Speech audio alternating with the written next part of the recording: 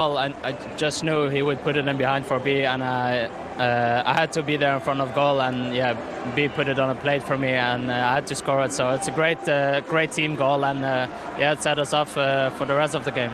Going into this, everyone was talking about the versatility of one of your teammates, Tomiyasu, but maybe we should talk about the versatility yourself.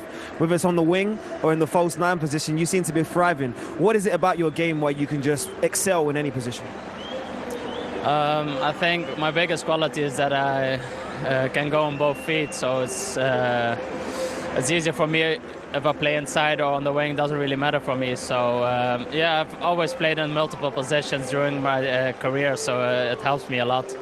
I think we always want to know from your perspective, when the fans are screaming your name, when you were coming off, there was a louder of applause in here for you, screaming Leo, Leo, Leo. How does that make you feel? What does that quantify? How does that make you feel in terms of your relationship with the club? Yeah, it's amazing. Like I said, that's where you do it for. You want to give something back, and then it's nice if they appreciate it, and yeah, if they shout your name. I've had the stats man in my ear tell man and say to me, "There's 1 point you need now from the close out." Is that the objective now? How do you make sure that happens? Now we want to win both games, and that's how we will approach it. So yeah, we next thing is home game against Lens, and we want to win that as well. Well, Liam, more than anything else, congratulations, my friend, and top man for the goal. Top man. Sorry. Arteta, congratulations on the win. Thank you. Thinking about earlier on in the match, Bukayo Saka took quite a lot of hits, quite a lot of fouls. Is that something you're worried about going forward? He also came off a bit early. Is the amount of fouls that he's taken, do you need referees to protect him a little bit more? Is that something you're worried about? Well, there's contact in football, and obviously for the wingers that want to take people on, this is going to happen. At the end, he wasn't comfortable to carry on. Hopefully it's not too much, but I'm really pleased with his performance. Okay, fantastic. Nicole, was that the perfect response, given all the controversy and all the off-field stuff after the previous game? And was that as close as what you'd like to see perfection-wise? I think it was more of the really good things that we did in Newcastle. We didn't need that response because the team performed extraordinarily well against a team that they are really difficult to play against. And today was all the requirements. Tactically, we needed something else. We played at home, we needed a different game, and we implemented what we wanted really, really well. So I'm really happy with the last two performances. And Kai Havertz today was... Again, again. For me, again, against West Ham in the first half, for me was the best player. Newcastle, one of the best, and today, again, he was really strong. Really happy with him. Amy from Athletic. Hello, Mikel. Just the two wingers going full pace. That seems to be such a strength of Arsenal's. When it works, it's dynamite. When it doesn't, sometimes the teams can't find those breakthroughs. How much do you need both Saka and Martinelli at like 100%? His attacking players obviously had a massive influence in what we are able to generate in the final third, but a lot of time the process has to be better at the back as well to give them time and give them advantages and have the space and the support that they need to generate those things. And today they've done it really well, and obviously when that's the case, it is difficult to defend against them. They've had to play with a lot of different centre forwards across the season so far. Do you still feel you're looking for that perfect balance of the attack? I don't know where that perfect balance is what we have. Obviously, you look at Gabi Jesus, I think he's only played one Premier League game for us, and he played 3 games in the Champions League and scored 4 goals.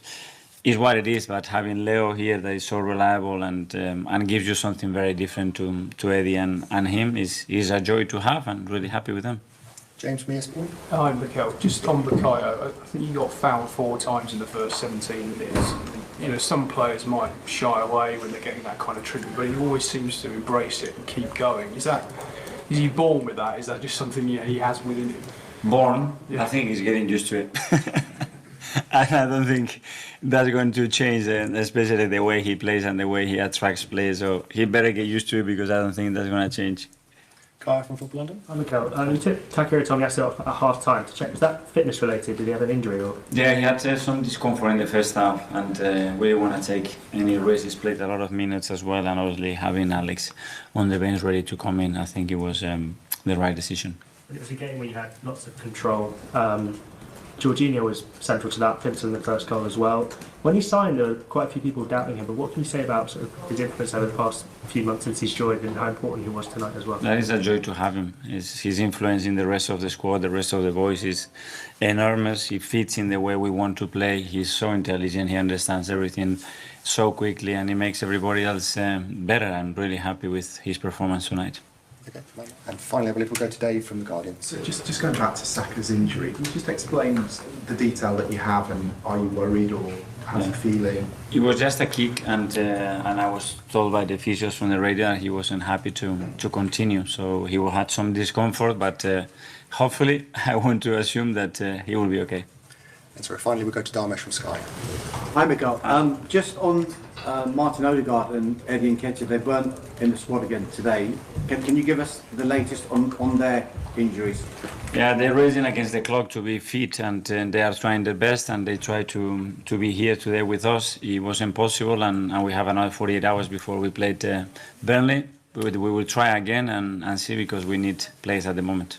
Goal himself as well. Good performance all round from this side, considering the injuries and everything that they had to contend with.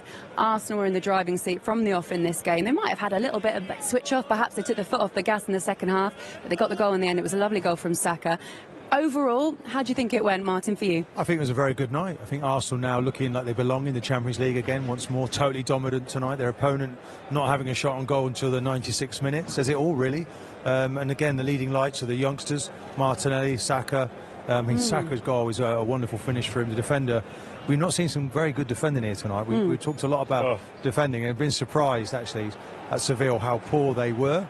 But nonetheless, Arsenal totally dominant. They're growing with experience. Declan Rice, they're all playing in the Champions League for the first time now. Have a look at this. This is Saka for the 2-0. Lovely bit of skill. No, doing what Saka, because in the last couple of weeks we've said he's been a little bit quiet, Rio. Yeah, he has, but listen, he's been in ridiculous form for a long period of time now for such a young player. This defender should never be allowing him back on his left foot. If he's watched any videos of Saka, he'll be saying, right, I'm going to show you down the line, you can't come back inside. But the trickery, he fools him. There's no real disguise. No, but it's a nice turn, he's sharp, and it's a fantastic finish. Oh yeah, but he always wants that left foot. Yeah. Keep him going that way, young defenders, but great for Saka. He does that so often, comes onto his left foot and then just tucks it away nicely. It's a little bit like, I'm not saying anything like he's anywhere near Robin yet, but I'm saying there's certain players that they always want to get onto a certain side, which is his left side, and you can't stop them. You know it's coming, but they're so good at disguising and trickery that they managed to get onto that left foot, and he done that again today. Now Arsenal's top scorer with 6 goals so far this season. Disappointing scenes if you're Mikel Arteta and Arsenal fans as well. He did land awkwardly. Have a little look at this. This eventually forced him off. Innocuous. I don't think he rolls it though, does he? I think maybe just sort of blocks. He jars sometimes it, you can jar it, and you get that congestion at the back of your ankle.